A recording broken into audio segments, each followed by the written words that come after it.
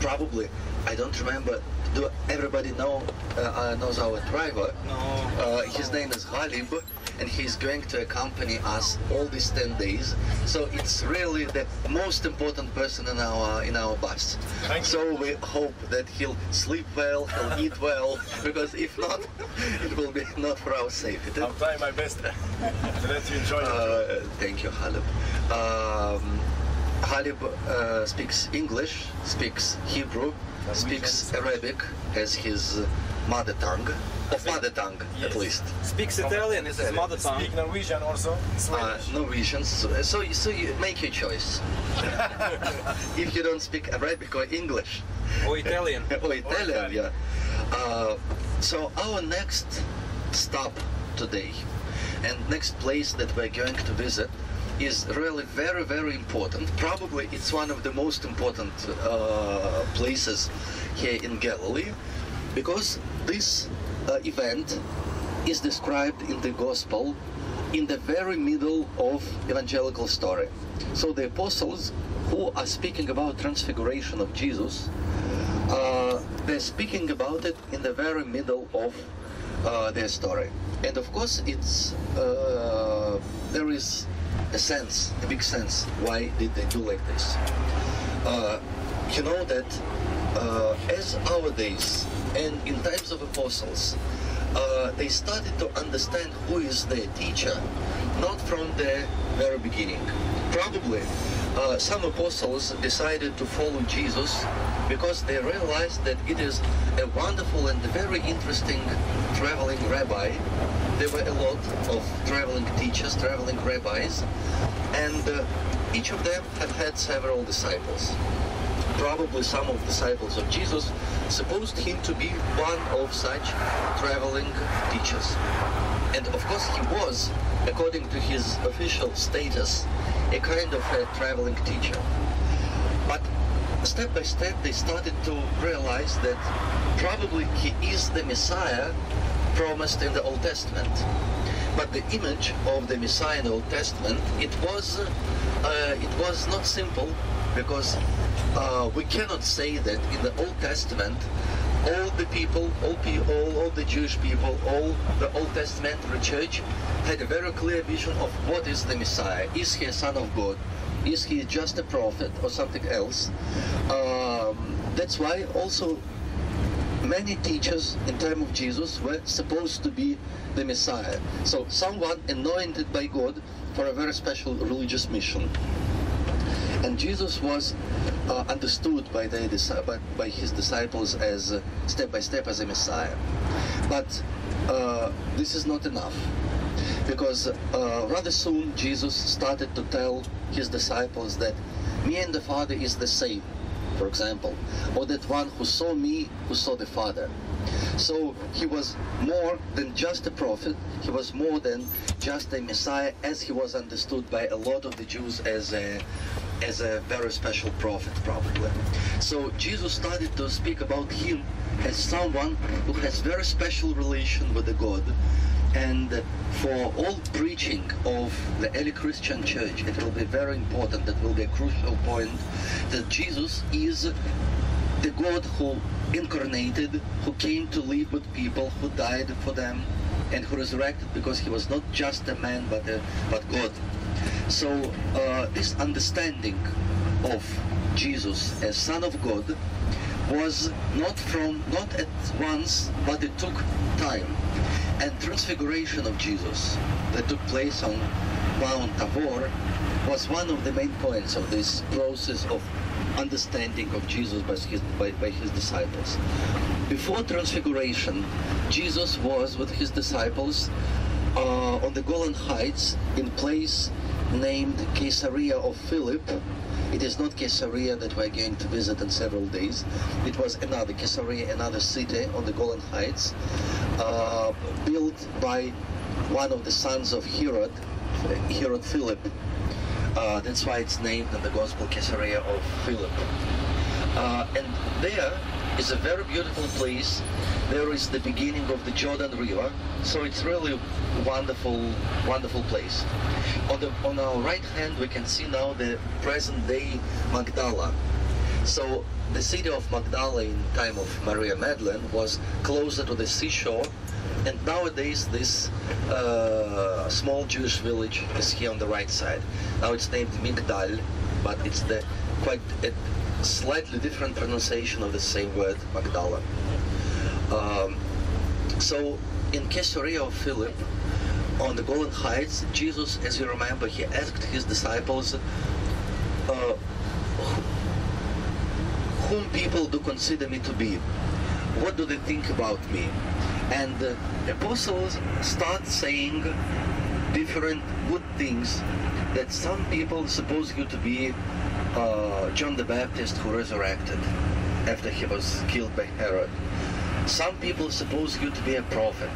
Some of them suppose you to be Prophet Elijah, who is going to come before the coming of Messiah. So different good things. So many Jews of the time suppose Jesus to be a good teacher, a prophet, a teacher of righteousness. So as our days, Jesus is supposed to be a prophet by the Muslims. Jesus is supposed to be a good and pious teacher by liberal Jews. If for medieval Judaism Jesus is a very negative personage, for contemporary liberal Judaism, Jesus is one of good rabbis who was in conflict with the religious establishment. That is also not bad. So all good people are in conflict with the religious establishment. So Jesus also was. So he is a pious rabbi. But for the apostles and for the early church and for our days church, Jesus is an incarnated God who lived with us, who died for us, and who resurrected. So when Jesus asked the apostles, and whom do you consider me to be? They answered, the Apostle Paul answered that you are the Christ, the Messiah, the Son of God. And Jesus answered him that it is not the blood and flesh that revealed it to you, but my heavenly Father. So according to earthly wisdom, it's impossible to realize that the God can come and dwell with us. So it is not the blood and flesh, but the Father, the God who reveals it. Now, on the right side, it mentions sea level. So now we are, the Sea of Galilee is about 200 meters below the sea level, and now step by step we are coming higher. So after that confession of Peter on the Golan Heights in Caesarea of Philip, Jesus and his disciples are going to one of the high mountains, as it is mentioned in the Gospel. It is not written that Transfiguration was on Mount Tabor, but according to ecclesiastical tradition, it was there on the mountain that we're going to visit now. Our brothers Protestants, they very often suppose that Transfiguration was probably not on Mount Tabor, but on Mount Hermon, because it's much closer to Caesarea of Philip. But in the Gospel, it's told that about 6 days after Jesus came up to a mountain for Transfiguration. So 6 days are quite enough to come from Caesarea of Philip to Mount Tabor. So Jesus and his disciples, 3 of them at least, they climbed uphill, and there they saw Jesus in his divine glory. So they saw him transfigurated, they saw him in white clothes that they never saw before. So they saw their disciple, their teacher, in the glory of his divine nature. And 2 biblical prophets, Elijah and Moses, talking to him. About what? About things that are going to be with Jesus in Jerusalem. That means about his death and resurrection. So 4 apostles who just several days before proclaimed Jesus to be the Messiah and Son of God, here for a kind of a support of their faith, for a deeper conversion of them, they saw Jesus in his divine glory. Probably that's why the evangelists who are speaking about Transfiguration, they put it in the very center of the composition of their Gospels. Because this event was a crucial point in realizing of Jesus as not only as Messiah, but also as the Son of God. And of course, this place, this mountain, was very important for the early church. And when the Christians started to build a lot of big churches here after the conversion of the Emperor Constantine and his mother, Saint Helen, also a big church and a big monastery was built by the Byzantines on the top of Mount Tabor. The pilgrims of the 7th century, they saw already 3 monasteries on the hill, and probably in commemoration of 3 tents that apostles wanted to build for the Lord and the prophets, probably. So there were several monasteries, but the problem was that the Mount of Tabor, it is the topest hill in Galilee. That's why it's really a strategical point, and it was used during the wars. It was used for making of the fortresses and so on, and there were a lot of battles around this hill on the valley. That's why rather soon these monasteries were transformed into fortresses. The Crusaders who were here in the 12th century, they tried to restore this monastic life and to make monasteries again, but after they were defeated, the Muslims again destroyed the monasteries, and after there was nothing, because during the Arab and Muslim rule and Turkish rule after, there was no need to make any fortress on Mount Tabor, because it was inside the same Arab, Mamluk or Ottoman Empire. A restoration of the monastic life on Mount Tabor is connected with some events of the 19th century, because in the 19th century, so 100 years and a half, 200 years nearly, when the Ottoman Empire started to become weaker and weaker, all European countries wanted to inaugurate here their presence.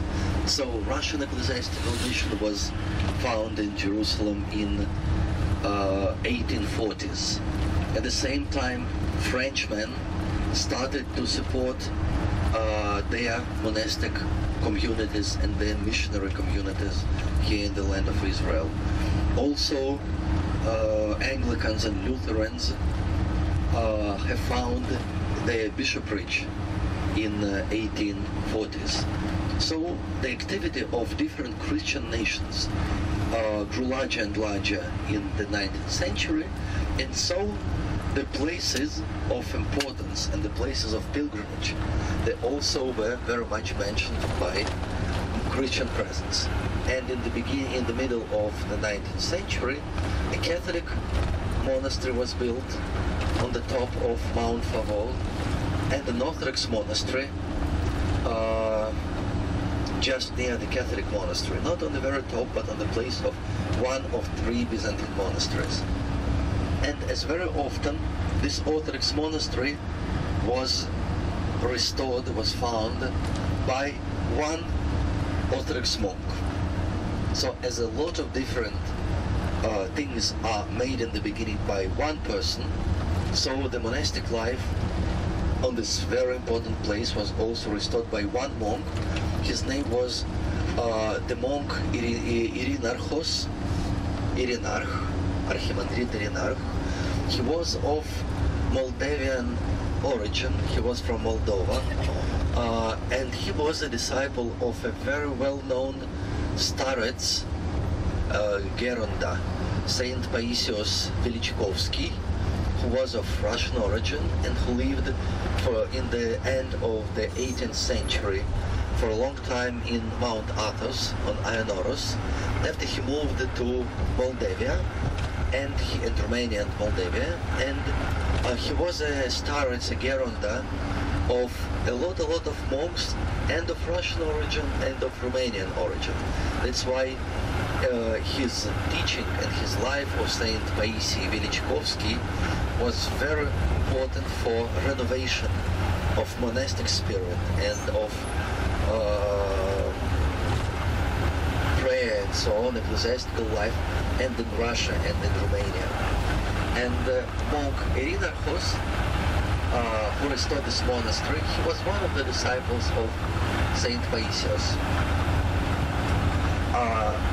When monk Irinarchos, when he was a young man, he had a kind of a vision,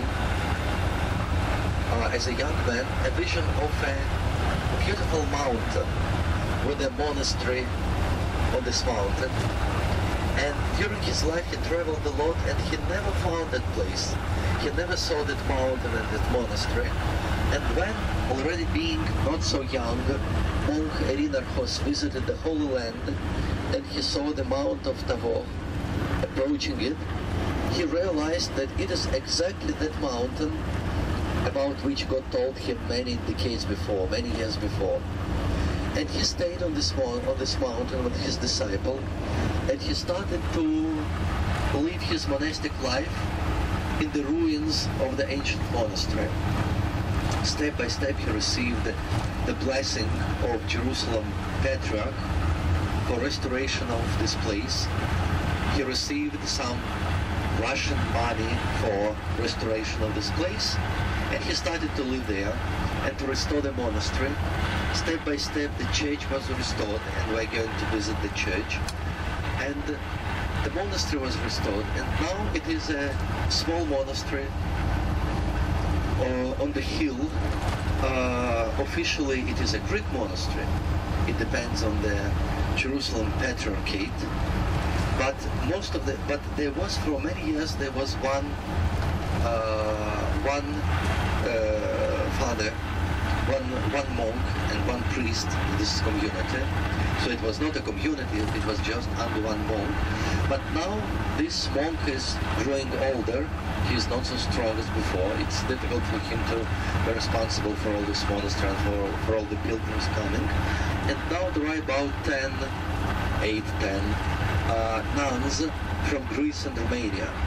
So in the Orthodox monastery on Mount Tabor, there is a small community of the nuns from Greece and Romania, and they're living together, and they receive a lot of pilgrims, because all Orthodox pilgrims are coming here.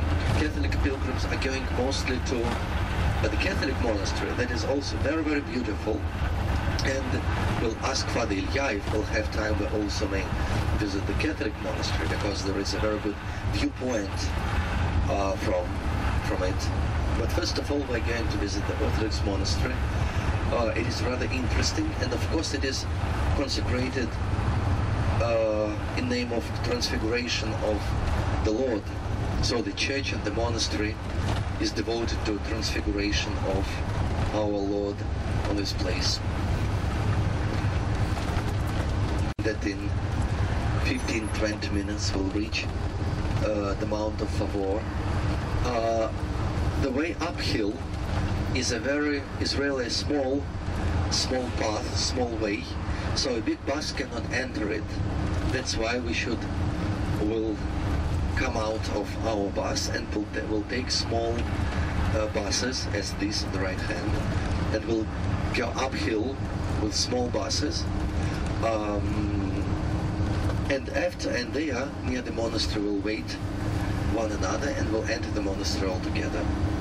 And after we'll come down also with these small buses, and after we'll continue traveling with our bus. I wanted to add a couple of words, not as essential, but it's still, I'm thinking, very interesting to know from the more recent history of Israel.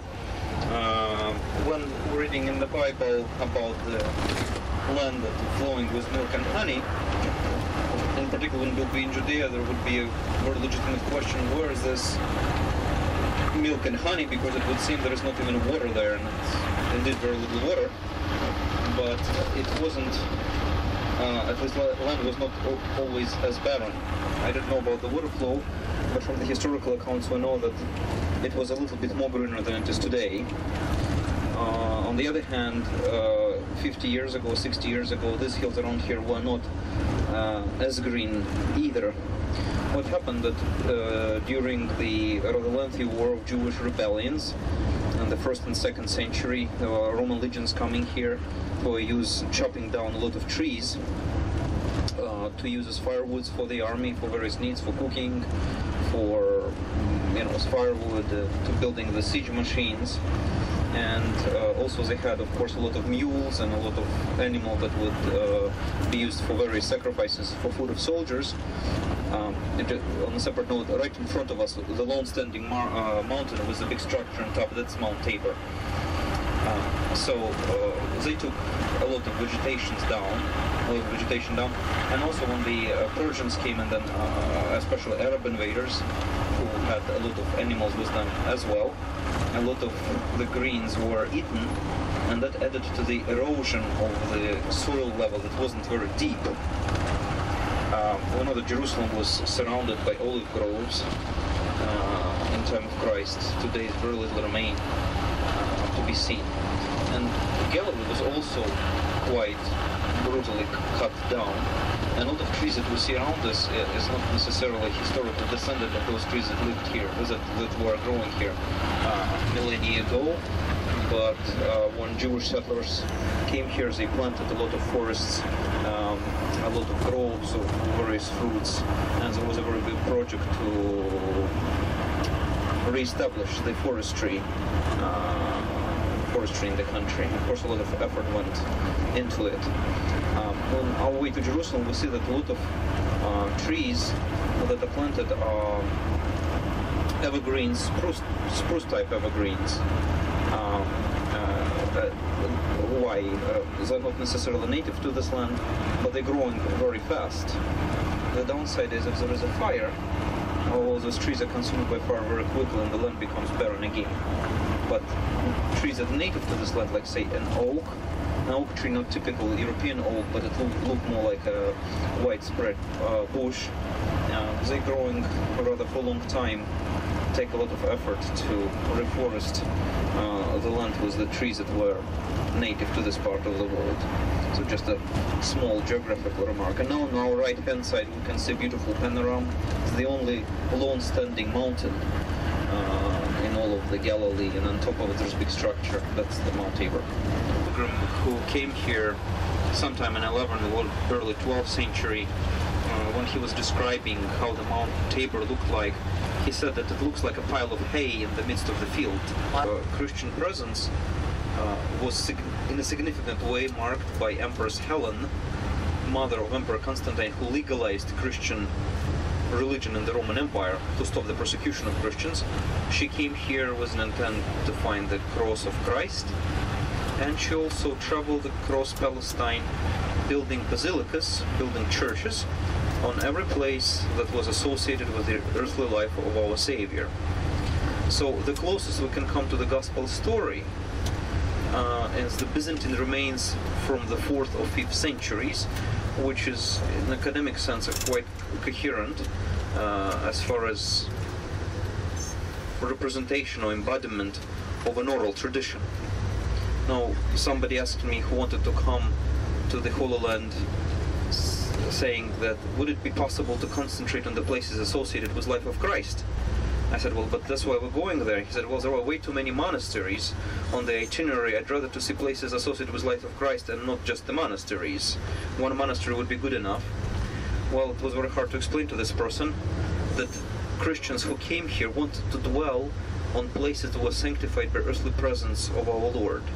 And that's how we can identify them. It's precisely by monastic ruins or monasteries that are on those places, because monasteries were built and then rebuilt in the medieval time, and some of them are functioning even till the present day. Almost every holy site is marked by a monastery. And monasteries here is not just built on the place where this or that saint dwelled, but for the most part on the places that were in some form of fashion was associated with the biblical history. So, but I mentioned 3 significant dates. 614, the invasion of Persians. Persians occupied this part of the Byzantine Empire, and they destroyed pretty much every basilica and every church that was built by Empress Helen. Emperor Heraclius reconquered that land, but for a very short time. In 636, was the Arab Muslim invasion, and established a presence, overwhelming Muslim presence in the Holy Land. And also there was a big fight between Christians and Muslims, and a lot of Christian sites were desecrated at the time. And also in year 739 there was a very major earthquake, and when those structures that remain were severely shaken and destroyed by that earthquake. So those are the three dates that we'll be mentioning to you about. And again, it's not necessarily remember the exact date, but if we're saying that, you know, Persian invasion or Arab invasion or the earthquakes, that you'll know of where, of when it was. So we're basically talking about great antiquity of about 1500 years anyway. But most of the sites that we're going to visit are not, as we would call, just a legendary guess, but the sites that were proven by the archaeologists by the antiquity, and that also very often are sanctified by the monasteries that exist there till the present day.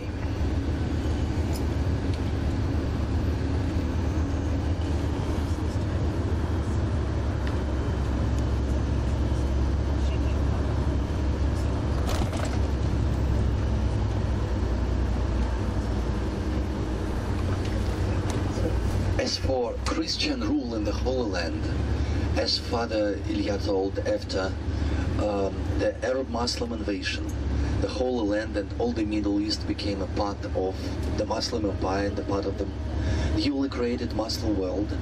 And after there were two periods of restoration of Christian power in the Holy Land, in the land of Israel, it is the 12th and 13th century, at the time of the Crusaders. It's a big question to what extent it was good for Europe and for the land of Israel, but nevertheless it was Christian, a small part of a small time of Christian presence here and Christian rule in the land of Israel. And of course for Europe itself it was much more important than for the Holy Land. But a lot of things were built here by the Crusaders. They were really very active, and they have had money at that time, and a lot of fortresses and a lot of sacred places were built by the Crusaders, by the Western Christians. And the second period, short period of Christian rule, is a period of British mandate over the land of Israel that started after the First World War, so from 1917 here, and till 1948, till the establishment of the State of Israel. So it was a period of nearly 30 years of Christian British rule, and I should say that it was a really very interesting period, because at least till the beginning of the Second World War, the Britons, they only controlled the situation as police. So they were kind of a police here. And all other communities, and the Jews, and the Muslims, and the Christians, they were free to do what they wanted. So really a lot of things were made, a lot of places were built or preserved during that time. So the British rule was really very fruitful for different communities, and for the Jewish community, and for the Muslims, and for the Christian community. Мы сейчас едем на гору Фавор, где по преданию преобразился Христос. В Евангелии нигде не указано, что Христос преобразился на Фаворской горе, но вот христианское предание до нас доносит эту историю, что преображение произошло именно здесь. Это единственная самостоятельная, так сказать, стоящая гора во всей Галилее с древних времен. Она почиталась христианами как место преображения Господня. Преображение описано в двух Евангелиях. Говорится, что Христос взял двух своих учеников, поднялся на гору и преобразился перед ними. От его лица воссиял божественный свет, и он явил свой божественный образ до той степени, как поется в церковном тропаре, какой его могли своими земными очами воспринять его ученики. Он преобразился не только перед ними, но еще и явились Моисей и Илья, которые представляли законы пророки древнего Израиля. Русский паломник, первый паломник из тогдашней Киевской Руси, игумен Даниил, когда был здесь, записал, что гора Фавор похожа на сток сена. Эта гора украшена 3 монастырями, возможно, в честь и воспоминания самого Господа, пророков Илии и Моисея. Гора занимает очень важную стратегическую позицию, поэтому всевозможные завоеватели всегда хотели устроить крепость или какой-то обзорный пункт на ней. Много войн и сражений было. И сперва персидские завоеватели, а потом арабы, сперва в 614 году, потом в 636 разрушили монастыри. При крестоносцах была попытка возрождения монашеской жизни на Фаворе, но это продолжилось недолго, потому что христианское воинство, так сказать, крестоносцев было выгнано после поражения у горы Хаттин рук армии Саладина. И христианская жизнь не возрождается на горе Фаворе до XIX века. Жизнь монашеская вождена игуменом Иринархом, молдаванином по происхождению, учеником старца Паисия Величковского. И с тех пор существует небольшой монастырек, построенный на руинах одного из византийских монастырей. Основное же место занимает католический монастырь францисканцев. Если нам удастся по времени, мы посетим оба монастыря. Если нет, то мы едем в православный монастырь, который представляет для нас, в нашем паломничестве, наибольшую ценность. Гора очень крутая, по ней можно, конечно, подняться пешком, но это займет очень много времени, и это очень тяжело. Вот на автобус подняться на гору не может, поэтому через несколько минут мы выйдем из автобуса и пересядем в небольшие автобусики, такси, которые нас на гору доставят и оставят нас примерно там на 45 минут на час, чтобы мы могли помолиться, прочитать Евангелие, после этого спуститься обратно вниз, и уже после этого поедем в Кану и в Назарет.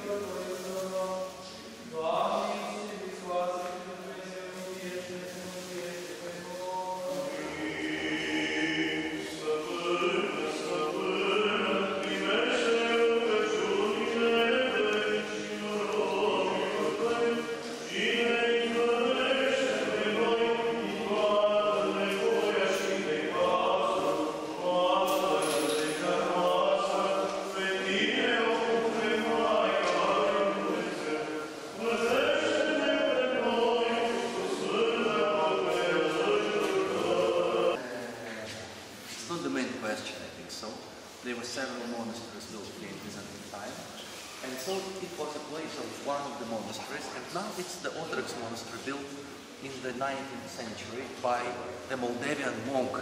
We spoke about him, and his tomb is on your right hand. It's written in Greek, in Arabic, and in Russian. And so it is the church of the 19th century, and the pictures, the frescoes are of our time. So very recent, less than 10 years. Yes, they're very recent, that's right. There is a kind of a small new relic, a stone here of the very top of the Tabor mountain. And also that is very, very impressive here, it is the icon. You see here it's covered by different images in a Greek tradition. It's a copy of an icon that is on Ionoros, an icon of the Virgin Mary.